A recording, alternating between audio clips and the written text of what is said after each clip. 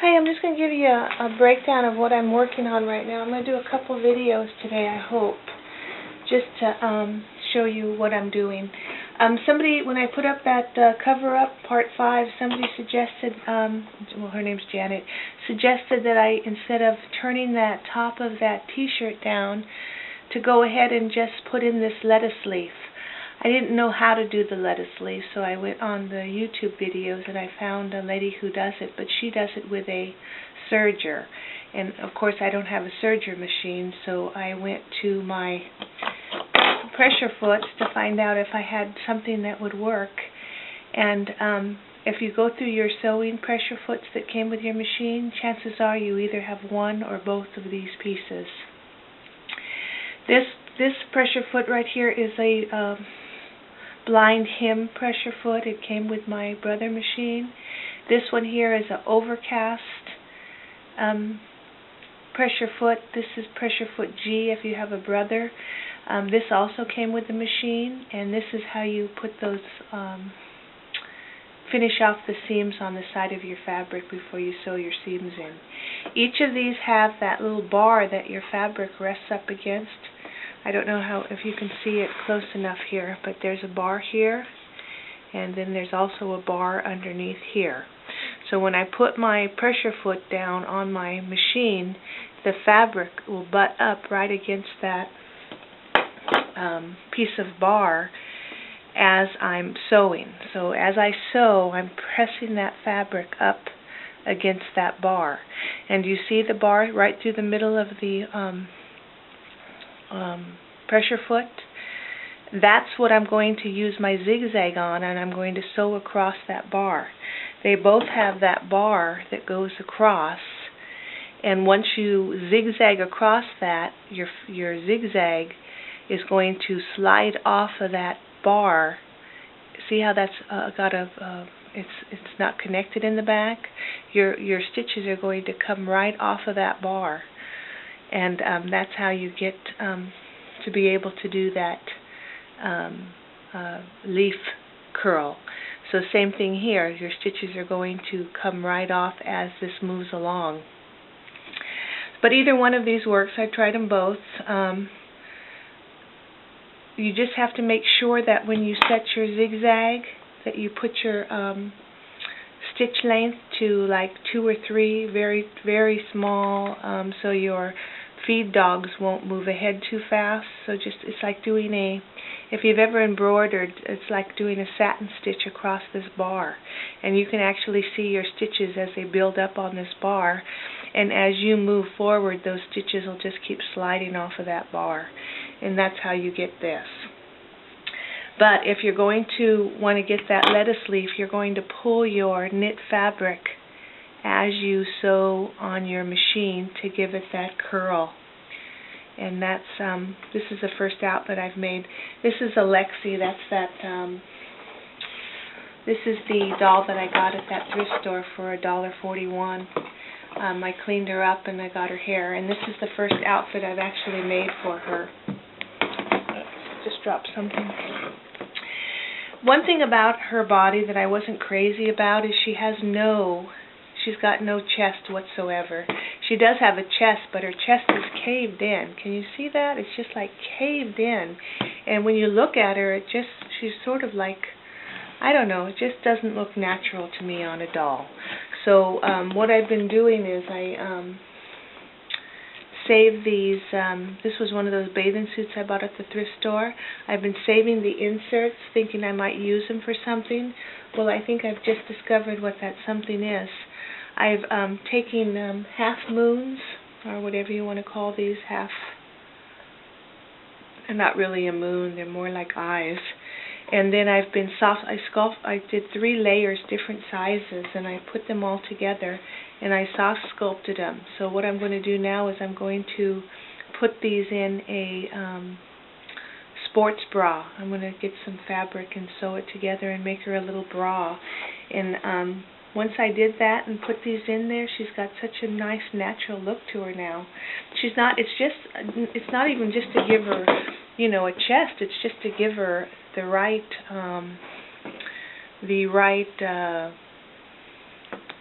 body shape. So once I did that, the clothes look so much nicer on her. I'm happy with it now. But it just gives her a little bit of, I might even, once I put the fabric on the bra, I might raise this up too so that her body's not so sunken in this place to give her a more natural look. But I think that's what I didn't like about these Madame Alexander dolls, is their chests are just so concave. They just don't look natural to me. But anyway, there's her first outfit. I haven't finished it yet. I'm going to put a ribbon here, and I'm going to give her some black straps. And I don't know if I'm going to do anything across the neckline. I might add some more black design in here somewhere just to give it some more contrast. But anyway, there's Alexi. I looked for 3 hours online to see if they actually had names for these dolls, but they don't. They're called the Z Girls or something. But anyway, that's the first one, and I'm going to show you how to do this leaf curl. And these pants are just the top of the leotards that I cut off and made them into shorts instead of the leotards. Anyway, okay, so that's where I'm at, and hopefully you have one of these, so when I demonstrate the leaf, you should. I mean, it's standard equipment that comes with your sewing machine, so when I come back I'll show you how to do a quick lettuce leaf. It takes a long time though, and it eats up a lot of your fabric, but you don't have to have a fancy machine. You can do it on your regular sewing machine. Okay, I'll be right back. Okay, here's the shorts off of the doll, and basically this is the top part of the leotard pattern, not leotard, but tights that I gave to everybody. So I took the top of the pattern, and instead of going in like you do for the tights, I went straight. I just did a straight down instead to get the short-like pattern instead of the see how I just went straight down on that instead of going in like I would for a pair of tights. I went straight down, but it's the same pattern. This pattern is this part of that pair of shorts. Okay, and then in here I just did a turn down and put I cased elastic inside, and that's the whole pair of shorts. So you're not going to cut your pattern out until you finish doing your ruffle. You're going to ruffle your fabric. So what you want to do is you want to go to whatever fabric you're going to be using and cut an approximate piece of what you think you're going to need. Because if you make a mistake or you need to start your fabric past the point of your pattern, I hope I got the camera set right. Let me look.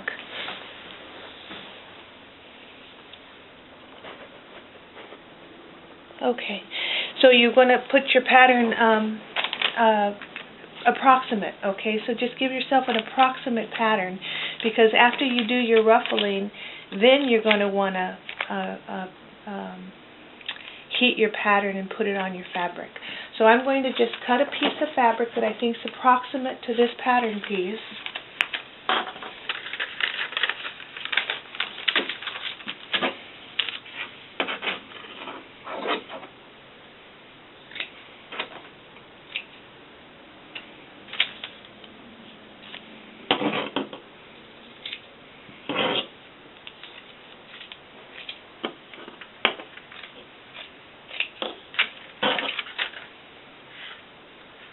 I'm just going to go all the way across to the other side.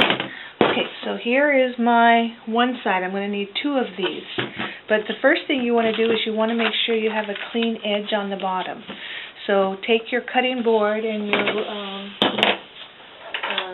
if you're up against the selvage, even better, because then you know for sure that you're going to get a smooth cut.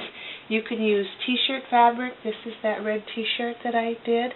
This is white t-shirt that I did using white. This was my first attempt at this, so I wasn't quite sure what I was doing, but I didn't get as good of a lettuce leaf effect that I did on, once I got the hang of it, I was getting more and more of a better lettuce leaf design. It just takes practice. The first time you do it, it's going to be a little difficult.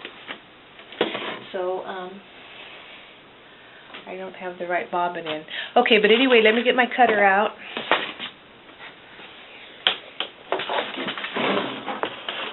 And I'm going to cut a straight edge on this piece of, this is just plain old pink jersey knit fabric. It's pretty straight as it is, but I'm just going to make sure it's even, because once I lean that up against that edge on the pressure foot, I'm going to probably use the blind hem stitch one. But if you have the overcast stitch ones, that's fine too. Let me do that again. Okay, so now I know for sure I've got a clean raw edge on this pink fabric. I don't care about the other part because I'm going to cut my pattern out after I finish doing the ruffling. Okay, so here we go on the machine. I'm going to try and move the camera every once in a while so you can get a real good close-up of what I'm doing. I didn't change my thread out that I should have done already. So let me see if I can find some black thread real quick. You probably want to start with a pretty full bobbin too, because this technique just really eats up your thread. I mean, massively. It's almost like doing an embroidery satin stitch.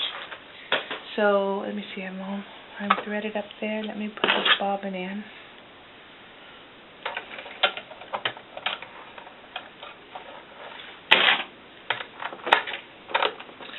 Again, we're dealing with the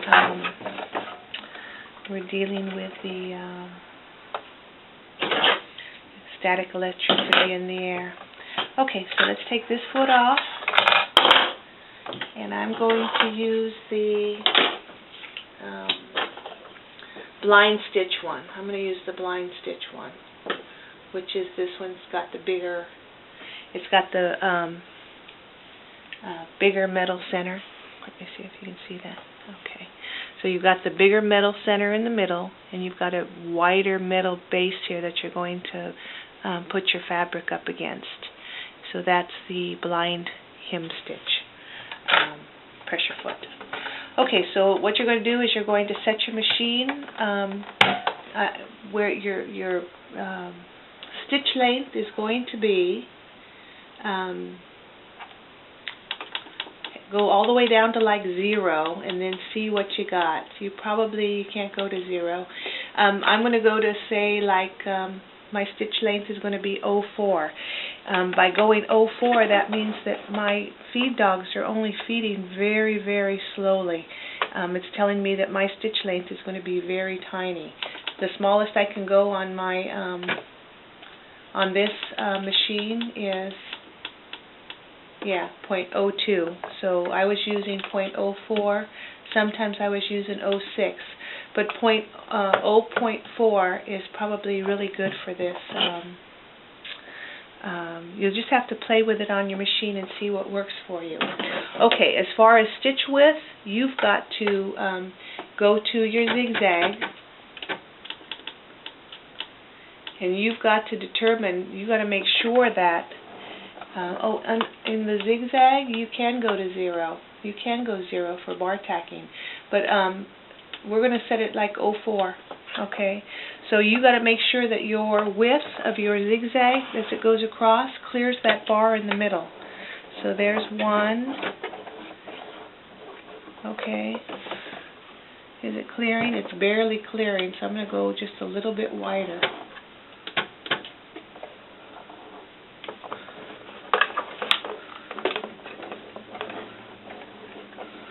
Yeah, I'm going to even go wider.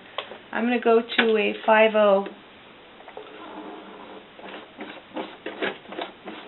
Yeah, I'm going to go with a 5/0 stitch length, and that way I know for sure I'm clearing everything, and I don't have to worry about my needle hitting the bar in the middle. Okay, so I'm using a jersey needle. I'm using a 80/12, but I think any of them will work as long as it's a jersey. Okay, so take that flat edge that we just did, okay, go on your right side of your fabric, or left side, or wrong side, I don't think it really matters, but you're going to want to give yourself some tail to hold on to back here. So make sure that you have something you can hold on to, because it's hard to get these started. Okay, so I'm going to put my pressure foot down, and I'm going to take my fabric, and I'm going to bring the camera around so you can see what I'm doing. Hold on.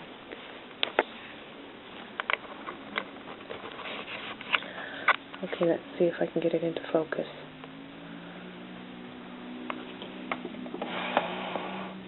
Okay, can you see that? Let's see if I can get closer. It's on autofocus, but it's not focusing. But see how I've got my fabric up against that edge right there? And see how that bar is in the middle?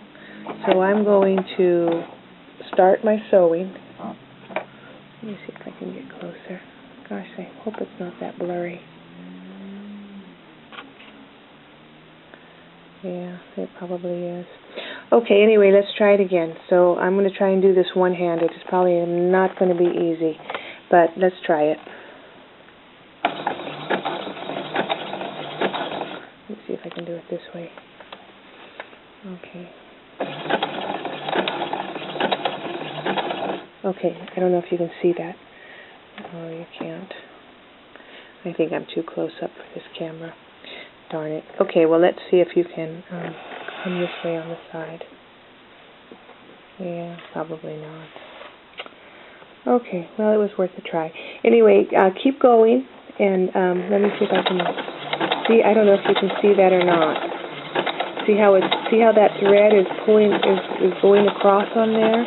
But you want to keep that thread as close together as you can to get that satiny look stitch on there.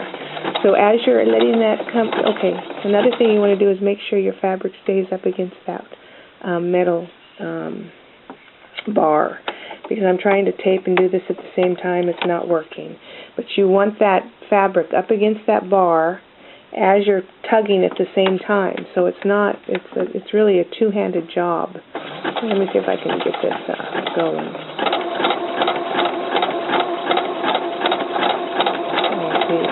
See what I'm doing. Yeah, this isn't working. I thought I could do it, but I can't. Okay.